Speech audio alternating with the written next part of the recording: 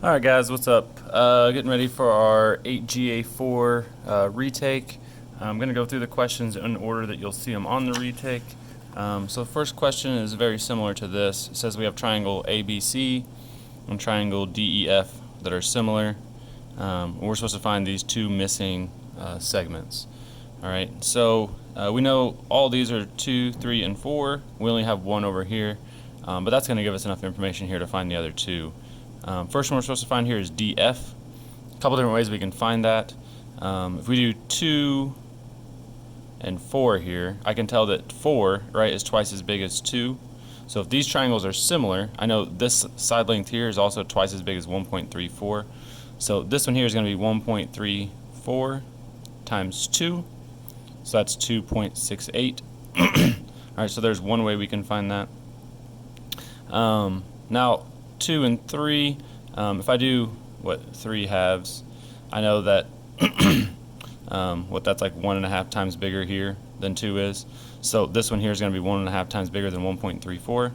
So 1.34 times 1.5, that's 2.01. Alright, so I know that EF is 2.01. There's some other ways too here. We could do like a scale factor from one to the other. If I did 2 divided by the 1.34, that gives me, let's see, I don't remember. 2 divided by 1.34 is 1.49. So I could also do 4 divided by 1.49. Alright, this is also 4 divided by the 1.49 to get 2.68. Or here I could do 3 divided by 1.49 to get the 2.01. Alright, so a couple different ways we could go about finding these missing side lengths.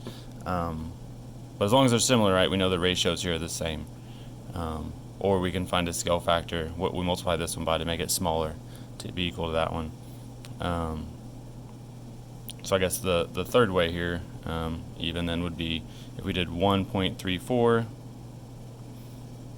right, this side over the corresponding side of 2, that makes 0.67. Alright, so that means 2 times 0.67 is 1.34, so now it's more of a scale factor. So another way we could find this one here is 3 times 0.67.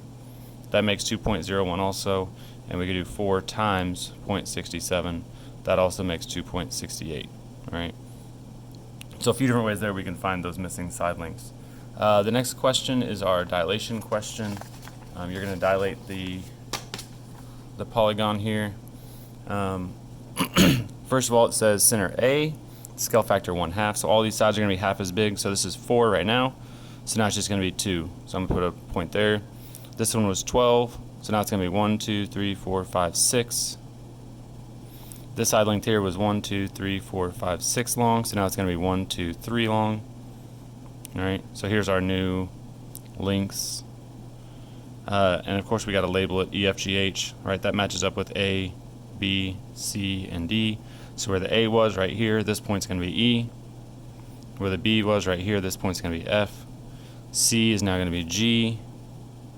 And D and H. So there was D, so here's H.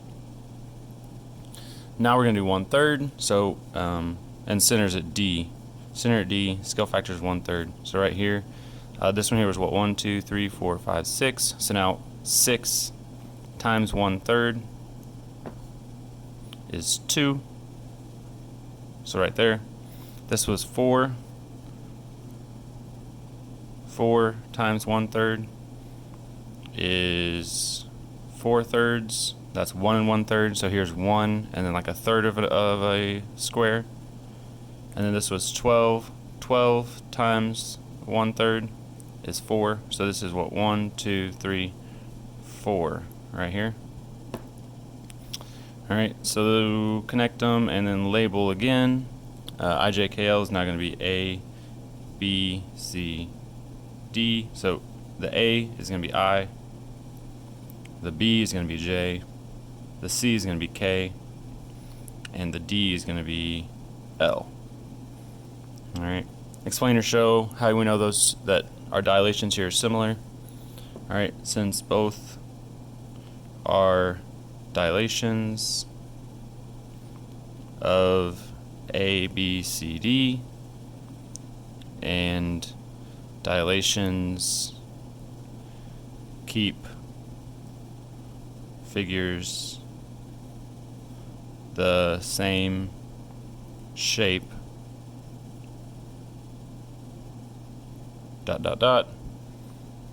They must also be similar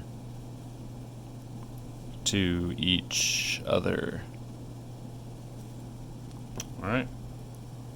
One more question, going backwards now to number 1. This is our similar polygons. Finding out first which ones are similar, and then we explain a transformation that shows they are. So we're starting with A, figuring out which ones are similar to A. So what A is 2 wide on top, 2 tall, and then 4 wide on bottom. So I need to figure out which ones have the same scale factor for all corresponding sides. This one here is 3, 2, and 5. So look, the height stayed the same. So the scale factor here for the height would be 1, but this changed and this changed. So that would not be the scale factor of 1. So I know D is not similar because it has more than one scale factor. F, very similarly, now is 4 tall, 2 wide, 4 tall, or 4 wide here on the bottom, 2 wide on top, 4 tall. Hey, so the height is now twice as tall. Scale factor for the height would be 2, but the width on the bottom and the width on the top stayed the exact same. So that's different scale factors, so it's not similar. Down here on B, we went from 2, 2, 4 to 4, 4, and 8. So the scale factor here is 2 on all sides. So B is similar. All right, C is flipped upside down, but it went from 4 to 2, from 2 to 1, and from 2 to 1. So this has a scale factor of 1/2. It's also similar. All right, so C is also similar. E, 2, 2, and 4, it's been rotated. The 2 and the 2 here match up. The 2 and the 2 here are corresponding, and the 4 and the 4 here are corresponding. So E is also similar. All right, it has a scale factor of 1. It stayed the exact same size, so it has a scale factor of 1. All right, multiplying by 1 doesn't change the size. Last thing we're supposed to do here is make it match up to one of the other ones, describing a sequence of transformations. That's going to make it match up perfectly. I guess let's just do A to B here. So I'm going to, maybe I'll start with the dilation. I'm going to do A to B. Let's start with first, dilate with center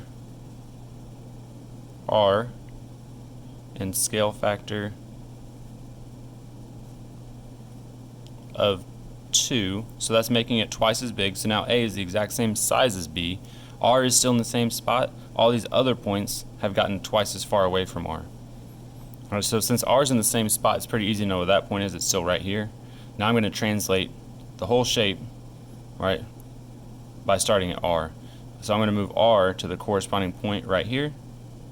So to do that, it's 1, 2, 3, 4 down, and 1, 2, 3, 4 right. So my second transformation here, to make it match up perfectly, I'm going to translate, right, that's my slide, 4 down and 4 right. All right. Hey, if you were going to do A to C, you could do that. That's going to be a reflection and a translation and a dilation. So that's going to be the one with the most work to make it match up. A and E, not too bad. I would probably translate down to right. I think that's about 9. I'm not exactly sure. I don't exactly remember. And then I would rotate around this point 90 degrees counterclockwise to make that one match up. All right, so you can do the other ones. I'm not going to go through the explanation on the other transformations, but you could do those as well. Just make sure that you include all types of transformations you have to do to make it match up completely. All right. And hopefully that helps you guys with your retake. If you have any questions, please come on up and ask your teacher. Thank you.